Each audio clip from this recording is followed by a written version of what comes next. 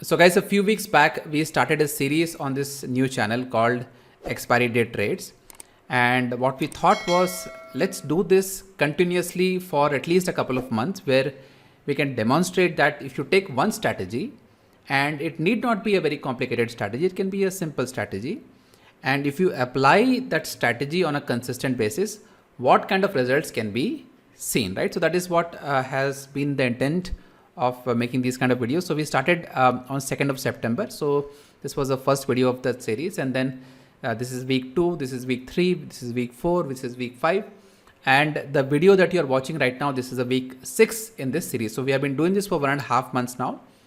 So the strategy has been great. I mean, as you guys can watch these videos whenever you get time, and if you don't know what that strategy is all about, you can go to this playlist, and we have made a playlist here where you can see the first video which explains the broad outline of this strategy, right? So that is what we have been trying to do, just to see that, okay, if we take one strategy and we apply this consistently, what kind of results can we get? So with that said, let's talk about today itself. So today the market, let's just actually take a look at the daily chart first.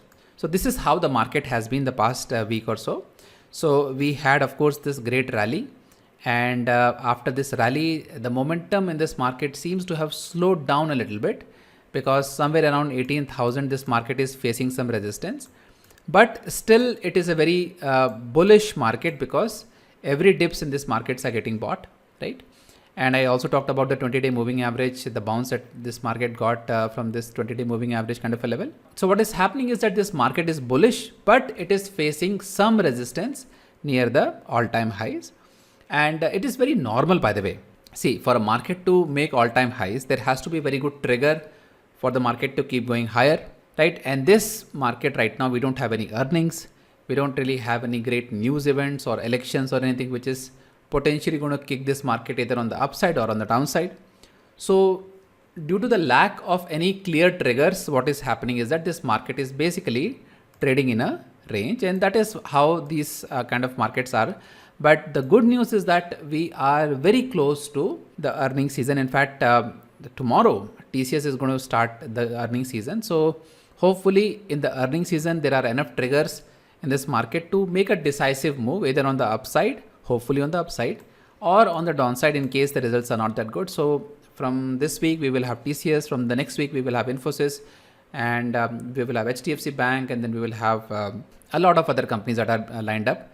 So that is going to be very interesting. I mean, right now, all we are doing is that we are just flowing with the cues that this globe is giving us. So one day we are down because, let's say, the oil prices are up. Other day, we again go back up because technically speaking, we start hitting the 20-day moving average.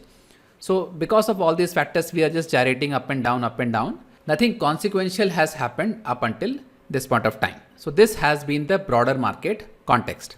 So with that said, let's talk about today's trade. And the one thing that I did a little bit different this week as compared to the previous weeks is that I took some swing trades this week, which I carried over up until today, up until expiry. So the overall profit that you will be seeing, that is basically a combination of the swing trade and the intraday trade that I have taken today. So this is basically how the day went. And you can see that, we have been doing fine here. And out of this 1.93, about I would say 1.2 would be from the positional trade, and the rest are from the intraday trades of today, right? So that is the breakdown of swing trade and intraday trade. Now let's talk about specifically how the market moved throughout the day. So today the market basically was focused on two sectors, so to speak, or two broad areas. One was, of course, the mid cap, right? So mid caps had a very serious rally, and it rallied to all-time highs of 8,553. So majority of the money which was getting pumped in, I'm sure FIS and DIS, they were buying mid caps.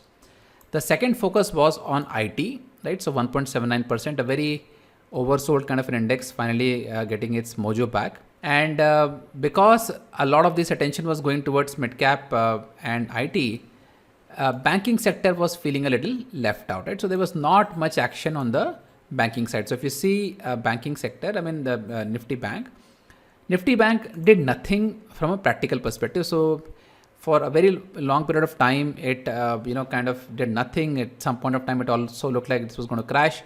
but then it picked up and then it moved up and then kind of went down and down.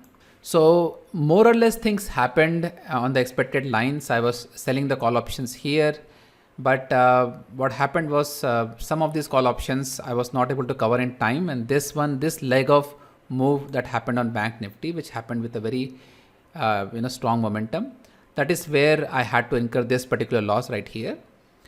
But apart from that, the other put options and other call options that were sold, they pretty much did the job, right? So there's nothing much to it in this kind of a market. There are only these spurts that we have to be careful about. So these spurts that happen very quickly, you don't really get a lot of time to react, and it's very hard to assess whether this will keep going or it's going to take a pause. So you have to just manage your risk. You have to make sure that you're not incurring a big loss. That is what the main focus of this strategy is.